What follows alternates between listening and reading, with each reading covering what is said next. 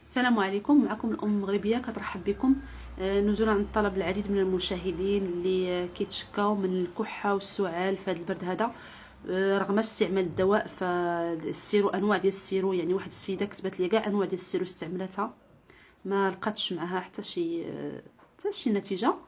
اذا كاين واحد الطريقه اللي تقليديه ومن القديم كيستعملوها وفعاله يعني بالتجربه عن تجربه.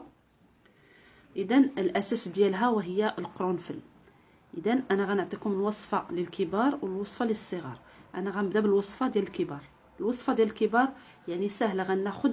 غناخد ملعقه كبيره ديال القرنفل، وغادي نوضعها في نصف لتر من الماء ساخن. يعني نصف لتر ساخن غنوضعو في ديك ملعقه كبيره ديال القرنفل، وغادي نغلقوا هذيك الاناء اللي وضعنا فيه او القاروره، وغنخليوه حتى يبرد.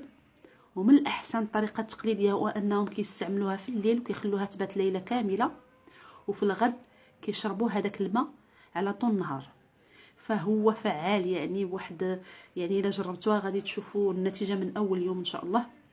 يعني الكحه صافي كتنقص في ظرف يومين او 3 ايام راه كتختفي.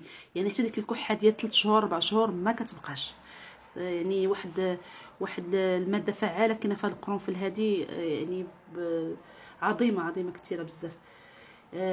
عندي هنا الوصفات ديال الاطفال. فغادي ناخذ زيت الزيتون، غنوضعوا فيه 5 ديال الحبات ديال القرنفل. اذا ناخذ 5 ديال الحبات على هذا الشكل، وكنوضعوهم في الزيت، يعني زيت الزيتون على هذا الشكل هكذا. وكنخليو هذاك القرنفل راه كيطلق الريحه ديالو في الزيت، كيطلق الماده الفعاله ديالته في الزيت. سبحان الله العظيم، زيت الزيتون كيتفاعل مع جميع المواد. ومن بغيو نعطيوه للاطفال غندفيوه، ماشي غنسخنوه، غير يدفى. يعني تحيد منه غير ديك البروده، غير كيدفى كنهزوه يعني بسرعه. وكان معلقه كبيره ديال زيت الزيتون هكا اللي فيها القرنفل غير كندفيوها، كنزيدوا عليها ملعقه صغيره من العسل، كنخلطوهم وكنعطيوهم الاطفال 3 مرات في اليوم. هذه هي الخلطه، او هذه هي الوصفه انا اللي شخصيا كنعطيها لولادي. انا مع السعال ومع الكحه ما كنحتاجش نمشي للطبيب نهائيا. يعني الزكام وهذا الشيء راه ما كنمشيش. هذا الشيء راه زيت الزيتون سبحان الله العظيم، وعنده واحد الفعاليه كبيره، ما كنحتاجوش السيرو مع العسل ومع هذوك 5 حبات قرنفل. فانتم غادي تشوفوا سبحان الله العظيم يعني الشفاء التام. وتبقاو تعطوها لهم وقايه مره، يعني مرتين في الشهر او مره في الاسبوع. يعني وقايه الاطفال كيدوزوا هذيك الفتره ديال الخريف والشتاء يعني بسلام وبامان، ما كيمرضوش ما حتى شي حاجه. اذا كنتمنى باش تكون الفكره تكون وصلات وتوضحات.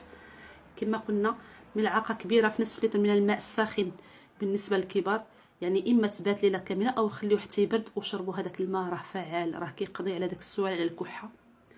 بالنسبه للاطفال الصغار 5 حبات في زيت الزيتون، يعني كاس بحال هذا كاس كان ديال الشوكولات.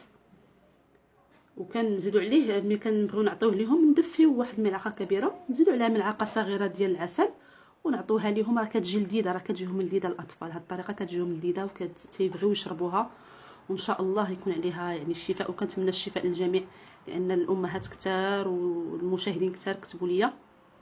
فهاد المواد اللي كنعطيكم انا راها فعاله، يعني غير استعملوها، جربوها وردوا عليا الخبر، نتوما غادي تلقاو ان شاء الله نتيجه. ما تنساوش يعني يعني تدعموني وتشتركوا في القناه. والى اللقاء.